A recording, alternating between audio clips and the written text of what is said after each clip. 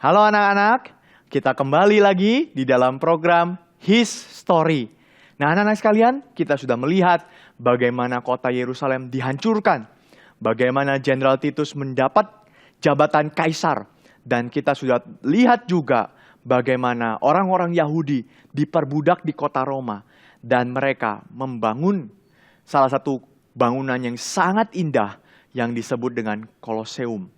Kita akan melihat anak-anak sekalian, kalau Yahudi dibuang ke Roma, kalau mereka dihancurkan, apa dampaknya ya kepada gereja? Tentu dampaknya begitu besar sekali. Nah anak-anak sekalian, kita akan melihat kembali di dalam Alkitab. Di dalam Kisah Para Rasul pasal yang pertama, ayat yang ke-8. Anak-anak mungkin pernah baca ayat ini ya. Bapak coba bacakan untuk kita. Ayat ini mengatakan demikian. Tetapi kamu akan menerima kuasa kalau Roh Kudus turun ke atas kamu, dan kamu akan menjadi saksiku di Yerusalem dan di seluruh Yudea dan Samaria dan sampai ke ujung bumi. Ini perkataan Tuhan Yesus sebelum dia naik ke surga, meninggalkan para muridnya yang ada di bumi. Tetapi anak-anak sekalian, apa maksudnya perkataan Tuhan Yesus? Tuhan Yesus naik ke surga, dia memberikan perintah kepada para muridnya untuk mengabarkan Injil ke seluruh dunia. Ke berbagai tempat-tempat, ke setiap kota, ke setiap komunitas, ke setiap daerah. Mereka harus mengabarkan Injil ke semua orang yang ada di muka bumi ini. Tetapi waktu Tuhan Yesus naik ke surga, murid-murid belum pergi mengabarkan Injil ke berbagai daerah. Mereka masih berdiam di Yerusalem. Mereka menunggu Roh Kudus dari Tuhan untuk menaungi mereka. Dan setelah Roh Kudus datang di dalam peristiwa Pentakosta, mereka sebagian ada yang pergi, sebagian lagi tetap ada di Yerusalem. Yerusalem akhirnya menjadi basis, menjadi base camp daripada kekristenan pertama saat itu. Yerusalem adalah kota di mana kekristenan berkembang, di mana kekristenan bertumbuh, di mana banyak orang-orang yang percaya kepada Tuhan. Apalagi setelah Petrus di dalam Kisah Para Rasul, Rasul Petrus berkhotbah dan 3.000 orang lebih percaya kepada Tuhan. Maka di Yerusalem dibentuk satu gereja, gereja Yerusalem. Mereka berkumpul di sana. Mereka berbakti di sana. Tetapi anak-anak sekalian, kita tahu juga bahwa Yerusalem sudah dihancurkan oleh pemerintah Romawi. Pemerintah Romawi tidak suka agama Yahudi. Pemerintah Romawi juga tidak suka agama Kristen. Kenapa tidak suka agama Kristen? Karena pemerintah Romawi berpikir agama Kristen itu adalah bagian dari agama Yahudi juga. Adalah anak dari agama Yahudi juga. Sehingga kalau mereka membuang agama Yahudi, mereka juga harus menghancurkan kekristenan. Maka mereka begitu sebel dengan kekristenan. Mereka begitu benci, mereka begitu marah kepada kekristenan. Kenapa sih mereka begitu marah? Ada dua hal yang paling tidak membuat mereka marah. Pertama, orang-orang Romawi percaya bahwa juru selamat mereka, atau dalam istilah mereka pakai istilah soter, itu adalah kaisar Romawi. Semua kaisar adalah juru selamat mereka. Tetapi orang Kristen mengatakan, tidak, kaisar bukan juru selamat. Kaisar hanya manusia biasa. Lalu siapa juru selamat? Tuhan Yesus Kristus yang harus disembah dan harus ditinggikan. Maka orang Romawi begitu sebel. Kenapa engkau menyembah Yesus, bukan menyembah kaisar? Kenapa engkau tidak mau menyembah Yesus dan menyembah kaisar?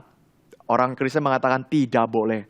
Menyembah hanya harus kepada satu Tuhan saja, yaitu Tuhan Yesus Kristus. Tidak ada lagi yang lain. Maka mereka begitu sebal. Mereka mengatakan, saya akan menghancurkan agamamu karena agamamu tidak sesuai dengan pemerintah Romawi. Ini hal yang pertama. Hal yang kedua, mereka mengatakan juga apa? Pemerintah Romawi membagi kelas-kelas di dalam masyarakat, kelas sosial. Maksudnya apa kelas-kelas? Kelas-kelas itu maksudnya adalah ada perempuan. Kelas perempuan lebih rendah daripada laki-laki. bagi pemerintahan Romawi waktu itu. Kelas laki-laki jauh lebih tinggi daripada anak-anak. Kelas anak-anak lebih tinggi atau ada yang sejajar juga dengan kelas para budak. Para budak dengan wanita lebih tinggi wanita. Maka kita lihat ada yang dibentuk semacam kasta di dalam masyarakat. Ada budak paling bawah, ada anak-anak, ada wanita, dan juga ada laki-laki yang paling atas. Apalagi kaisar paling atas lagi, orang penting paling atas lagi. Ada kelas-kelas sosial. Sehingga apa? Mereka bisa menjual budak. Mereka diperbolehkan untuk jual budak. Mereka diperbolehkan untuk mengatakan kepada wanita, engkau tidak boleh masuk ke dalam acara ini. Engkau tidak boleh ikut di dalam pelajaran ini, dan seterusnya. Mereka diperbolehkan untuk mengatakan demikian. Tetapi kekristenan memperbolehkan itu tidak ya? Tentu tidak. Paulus mengatakan bahwa mereka sama-sama manusia yang dicintai oleh Tuhan. Maka kita harus merangkul mereka. Nggak boleh ada pemisahan. Kamu lebih rendah ya daripada saya ya. Saya lebih tinggi daripada yang lain. Tidak boleh. Alkitab mengatakan semua sama di hadapan Tuhan. Karena itu orang Romawi begitu sebal dengan orang Kristen. Karena orang Kristen tidak mau menjual budak. Orang Kristen tidak mau merendahkan posisi wanita. Orang Kristen tidak mau merasa diri paling tinggi sendiri. Tidak. Mereka sama-sama anak-anak Tuhan. Maka mereka coba menghancurkan kekristenan. Mereka coba menganiaya. Banyak orang Kristen yang ketika kota Yerusalem dihancurkan, mereka ditangkap, mereka dianiaya, mereka dipukuli, mereka dimasuki penjara. Bahkan ada juga yang dibunuh. Sehingga banyak orang-orang Kristen juga yang kabur, melarikan diri dari kota Yerusalem. Kemana ya mereka melarikan diri? Anak-anak bisa lihat ya. Tuhan pakai peristiwa seperti ini, tragedi seperti ini untuk mengembangkan gereja Tuhan. Tadinya Yerusalem di dalam saja orang-orang Kristennya di dalam kota itu. Sekarang mereka mulai menyebar semakin luas. Kemana? Ada dua kota yang paling tidak paling banyak orang Kristennya. Pertama adalah kota Antioquia. Di mana kota Antioquia? Di sebelah utara, dekat sekarang apa yang disebut dengan negara Turki, ya, di daerah negara Turki, di daerah utara daripada kota Yerusalem. Kota Antioquia ini adalah kota yang dibesarkan dan juga yang dijadikan kota metropolitan, salah satunya oleh seorang kaisar yang namanya Julius Caesar.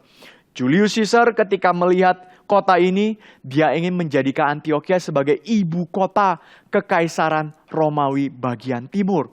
Karena kotanya begitu besar, kotanya begitu canggih, begitu maju, dan begitu banyak orang di sananya.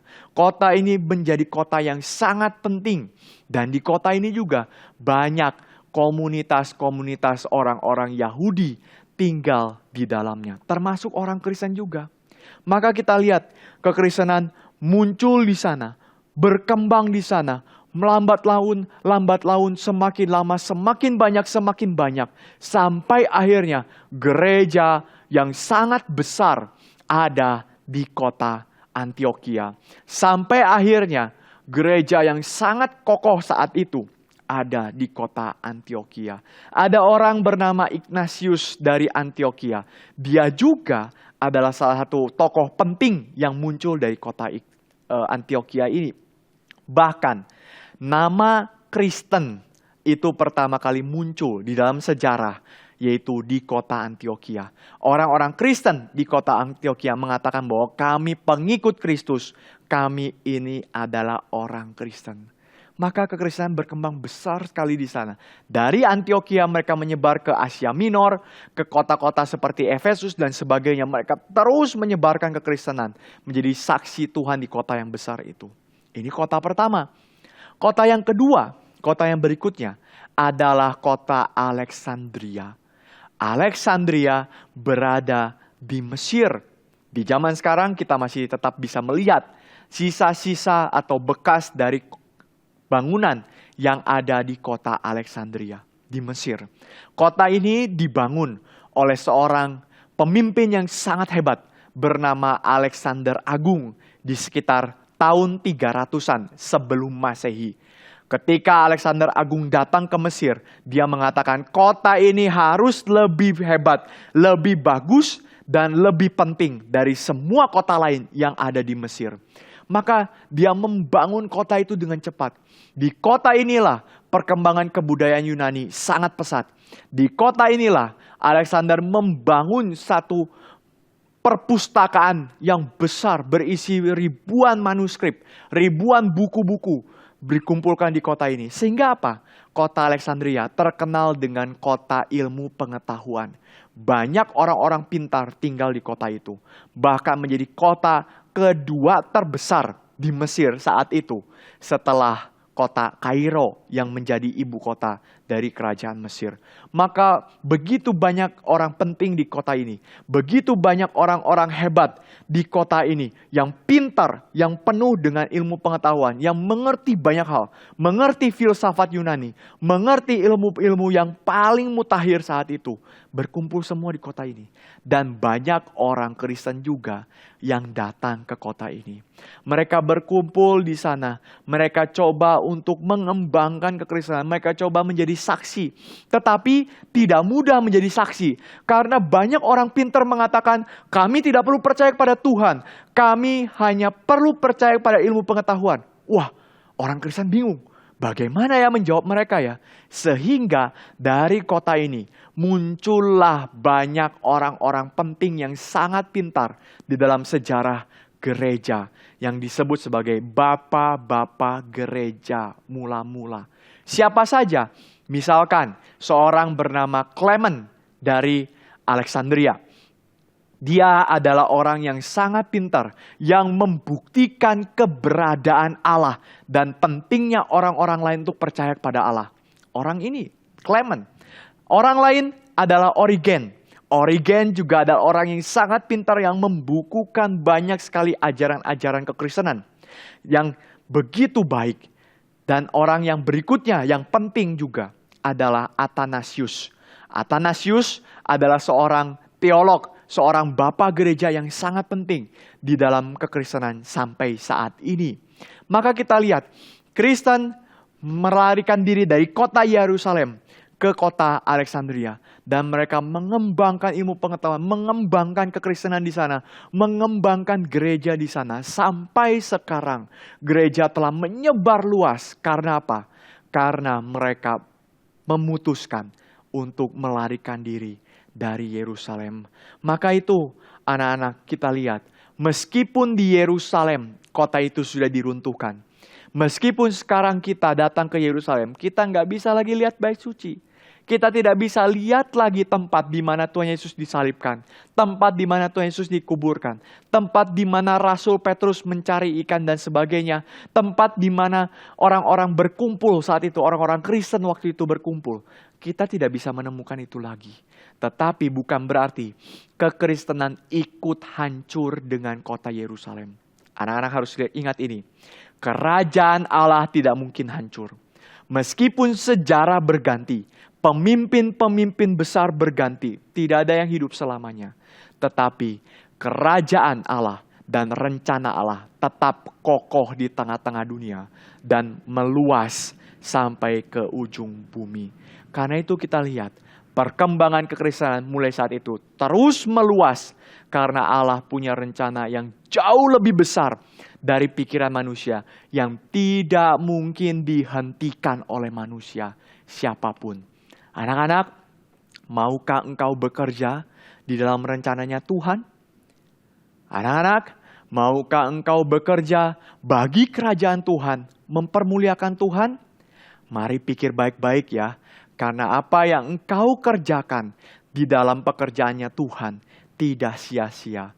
Tuhan akan perkembangkan dan Tuhan akan pakai dengan luar biasa. Seperti orang-orang yang melarikan diri dari kota Yerusalem, malah membentuk gereja di kota-kota lain. Sampai bertemu di dalam program History selanjutnya. Tuhan memberkati anak-anak sekalian. Bye.